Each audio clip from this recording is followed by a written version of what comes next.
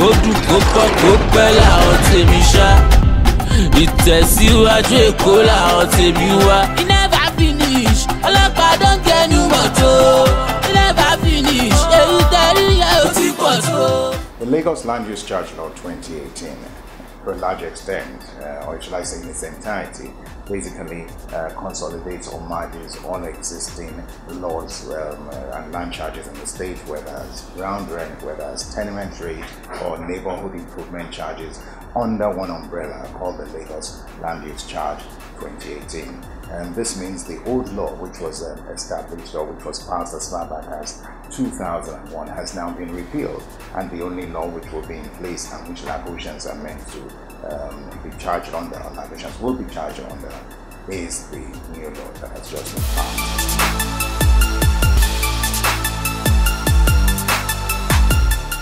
We must understand something. It has been signed into law. It is now a law. I'm not too sure, I do not think, or I know that it is not possible for governments to just by the wave of a pen review an existing law. It's going to be difficult. What government can do is what Governor Ambode has been saying.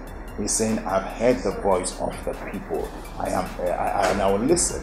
And from interactions, and I know because I sit down here wearing two caps, one as the chief executive, as a citizen of Lagos, as a Lagosian, thoroughbred one, and as the chief executive officer of the Ipile Foundation, which is the foundation for future Lagos. That is, we are focused on future Lagos, and we hold any government or governor accountable for delivering on his promises. And the idea is we have seen that at least when it comes to interaction, when it comes to dialogue, he's always been open and he has always listened to our voice. And so I know he will listen, but to what extent he cannot review just because people are speaking about it. But as a government, government can sit down and look at other ways that can ameliorate or make it easy, knowing that at this time it couldn't have been easy for Lagosians to hear the news about the new land use charge. But it was well thought out. It took over a year for the government to pass this one. All other avenues, all other alternatives were scrutinized. And when you look at your revenue and you look at the expenditure to deliver on your promises, then, and you see a gap, then government must find a way. Either go a borrowing or raise levies, charges or taxes. This government from dialogue has said, look, we do not want to borrow. If we go and borrow, it's going to, your children and your children's children will pay back capital and interest. And so we have taken this decision. But we will listen to you. We want dialogue. We will hear you. And I'm sure within the next few days, we will find out that government is listening. But I'm not too sure it can just rescind or just by the wave of a pen say, okay, the law is no longer law, or it's law and that has been passed.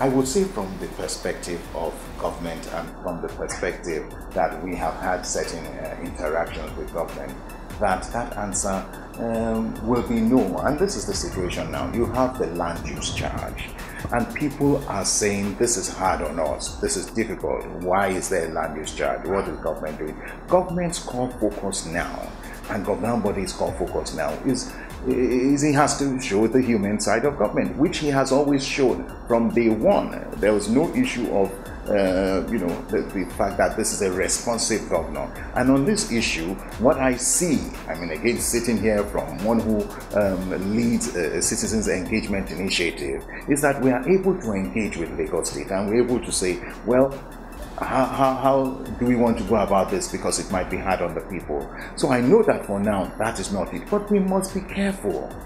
We want a future Lagos delivered. We want a Lagos that is the pride of Nigeria. We want a Lagos that is the pride of Africa. We want a Lagos that the world will be proud of. Now, how do we do that? The only way is as what happens in other nations across the globe: funds or borrow money. So in interactions, the governor says, I do not want to borrow money.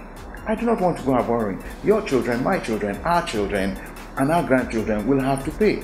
So there is going to be a point in time where, to meet the 50 billion deficit, a gap, in infrastructure, and that's infrastructure alone, to meet the needs, to provide security, for health, transportation, there must be a point in time where we look at the larger picture and ask ourselves, can we make the sacrifice for the future? But I do not think priority for now of Lagos State government or government body is how to raise more funds by charges on new charges on new laws. But we should not take away from it that from our perspective, even as a foundation, we stand on that thin parallel line between what we want government to do and the funds available to government.